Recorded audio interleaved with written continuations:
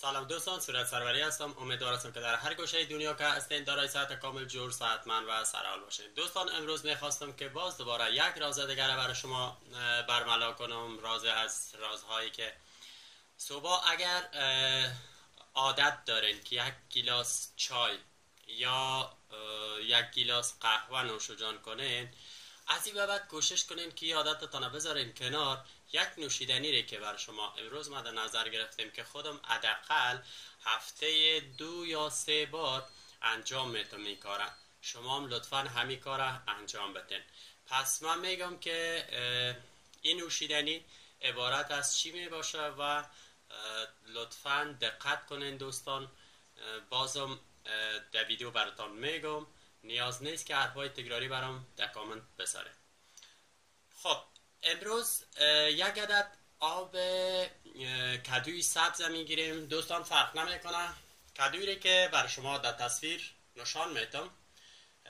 این کدو 2 رنگ می باشه، یک رنگش همون سبز است و یک رنگش سفید رنگ است. لطفا برای من نوشته نکنین که اگر کدوی سبز نباشه ما میتونیم از کدوی سفید استفاده بکنیم. بله، از همینجا بر شما میگم کدوی سبز و سفید همین کدویی که به می شکل هستن یک خاصیت دارن.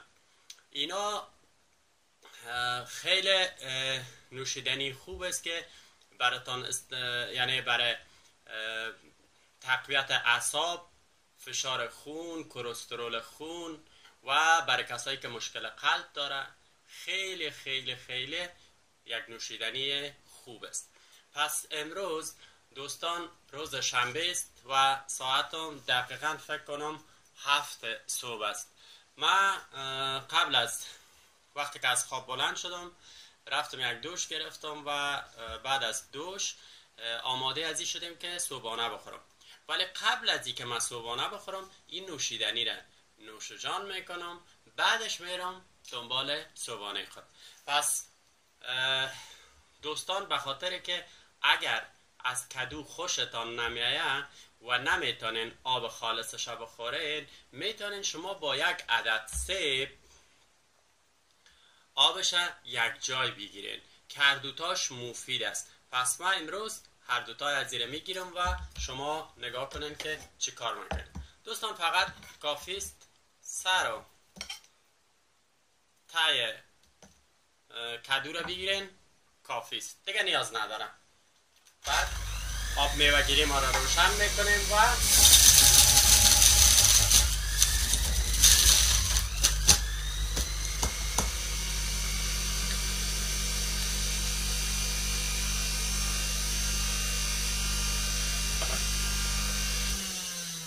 دوستان همیشه برای شما گفتیم که سیب با همه چیزش میگیرین، نیاز نیست که مثلا جدا جدا کنین.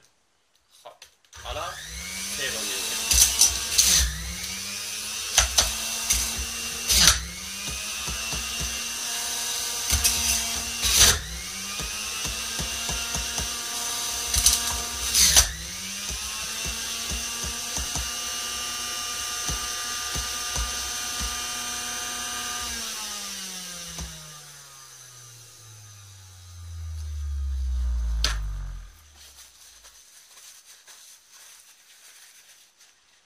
دوستان نوشیدنی ما آماده شد و داخل یک پیاله یا یک لیوان مندازیم. کاملا یک همش میزنیم که با هم مخلوط شود آب سیب و آب کدو.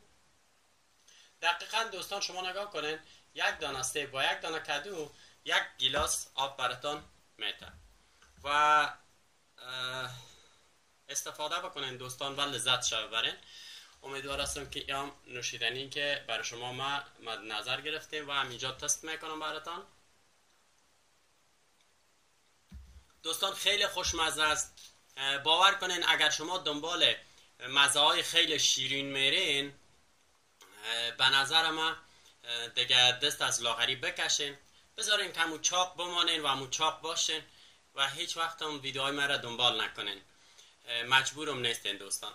و تشکر میکنم از روی دوستایی که برای من کامنت های خیلی قشنگ میذارن و سپاسگزاری میکنم ازتان. بازم اونایی که حرفای بد میزنن جوابشون نمیتم و اونایی که حرفای قشنگ میزنن جوابشون حتما میتم.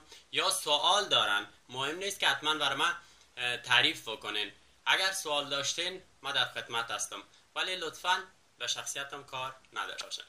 امیدوار هستم که این ویدیو مورد علاقتان قرار گرفته باشه. تا ویدیوهای دیگه که شما را دوباره ملاقات میکنم، شما را به خداوند یکتا میسپارم. شب روزتان خوش، موفق و کامگار باشید.